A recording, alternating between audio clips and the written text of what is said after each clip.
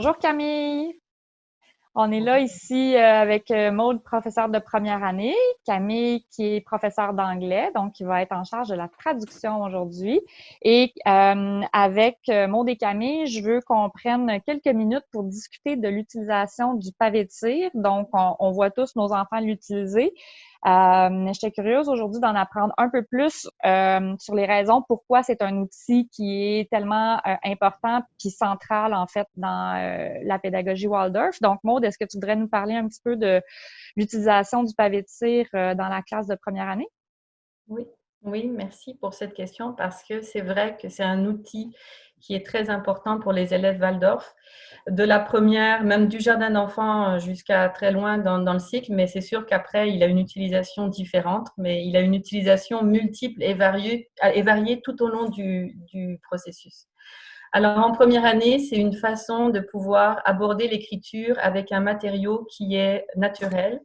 Et ça, c'est quelque chose qui est aussi propre dans les principes de la pédagogie Waldorf, c'est de permettre à l'enfant de faire le maximum d'expériences qui soient liées à la vie de la nature. Donc, en utilisant un outil qui est fait avec de la cire d'abeille, qui a des pigments naturels, on permet aussi d'abord à l'enfant de se relier à la nature, à son environnement premier. Ça, c'est une première chose. La deuxième, c'est que c'est des couleurs. Donc, c'est aussi très important que l'enfant puisse toujours vivre en faisant une expérience au niveau des sens et au niveau de la vue et au niveau aussi de l'odeur, parce que un pavé de cire, ça a une certaine odeur. Et au niveau du toucher. Donc, on a beaucoup de sens qui sont sollicités ici, en même temps qu'il fait une expérience d'apprentissage explicite, qui est l'expérience de l'écriture, du calcul, du dessin en première année. Donc, c'est toujours pour faire une expérience maximum au-delà de l'écriture elle-même, mais l'enfant aussi apprend à se servir parce qu'il apprend à tenir cet outil. Donc, il apprend à se servir de cet outil d'une façon, encore une fois, qui est apportée avec une image. Jusqu'à la troisième année et même un petit peu après, mais même ça change un peu. Mais en première année, certainement, on va toujours apporter une habileté à travers une image parce que l'enfant, on considère que l'endroit où il est, c'est pas nécessairement dans son mental, mais c'est beaucoup dans son sentiment. Alors, une façon de pouvoir le toucher pour qu'il puisse vraiment s'approprier une connaissance, c'est de partir de l'image. Alors, on va, par exemple, quand j'apporte le pavé de cire ou le crayon de cire, on va parler d'un oiseau de cire, d'un oiseau des couleurs. Et ça touche l'enfant dans son sentiment et il se lie avec l'outil d'une façon qui est beaucoup plus profonde que si je leur disais simplement voilà un crayon pour écrire. Alors ça, c'est encore une fois une façon de pouvoir rentrer dans un élément de connaissance, mais en prenant l'enfant là où il est. Et ce que ça fait, en fait, c'est que les enfants se lient avec non seulement l'outil d'une façon particulière, mais ils se lient avec l'acte d'écrire d'une façon particulière, d'une façon qui les rejoint. C'est sûr qu'après, on va utiliser la plume, on va utiliser d'autres matériaux pour apprendre aussi, le crayon à mine, etc. Mais de commencer avec le pavé de cire, de commencer avec les couleurs, c'est une façon de pouvoir ouvrir avec lui cette grande porte qui est la porte des apprentissages et de la connaissance. Une belle réponse. Merci Maude. Camille, tu as la très belle tâche de nous traduire tout ça. Why do we use this type of block crayon in Waldorf education? And it's really a basic tool that we start with in the Jardin d'Enfants with the first three primary colors. And then as we progress in first grade and then really, I mean, the children are still using them in third grade and even beyond.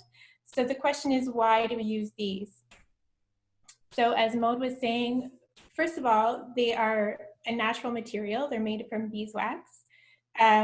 So that helps to give the children always a sensory experience, a healthy sensory experience. They feel good, they smell good, they produce beautiful colors. And that's always a priority in Waldorf education, is to link the materials we use to the natural world and also to a positive sensory experience.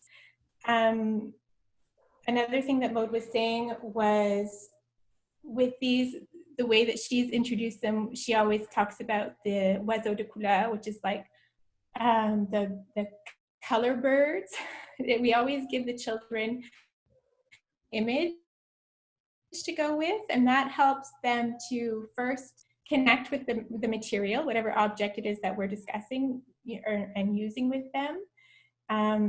It helps them to connect to the material and also to connect emotionally to whatever is being taught. If we give them images to live with as we go through the work, it helps them to connect to their emotional life, and then to connect to their work and to connect to their learning. And especially it's important when we start doing the letters and numbers. And I think, I don't know if Maud mentioned it, but also using the wax crayons, if you use them to cover a page, I mean, it covers beautifully. You can mix the colors right on the page, versus using a different kind of a tool like a pencil where they get into details, which is not really what we want to do in first grade. Was there something I missed?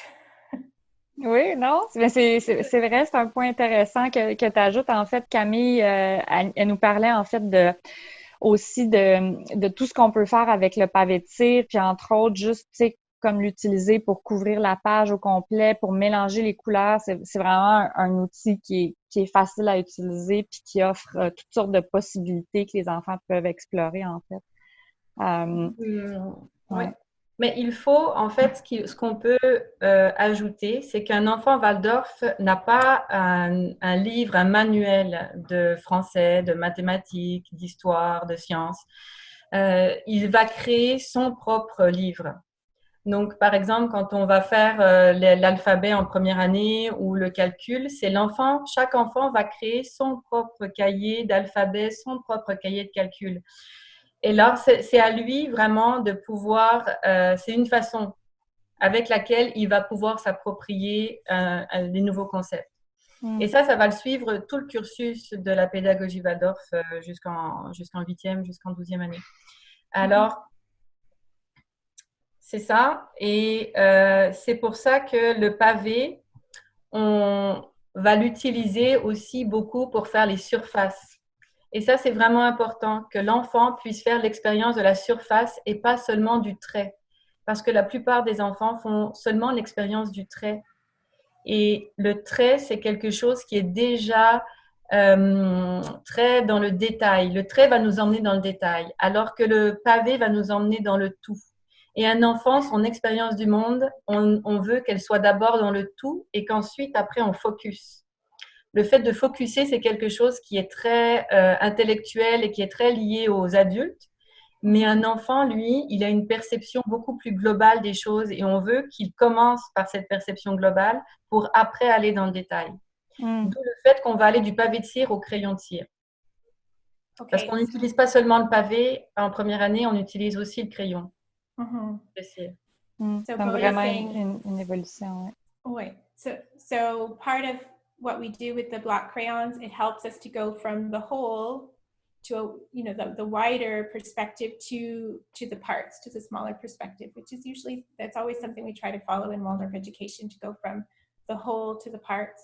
And so if you use your wax crayons to cover the page, the block crayons, I mean, to cover your surface, that's one way to have the wider view. And then we get into the details very slowly afterwards, carefully, but we start with the wider perspective on things always. Super, merci beaucoup Camille et Maud.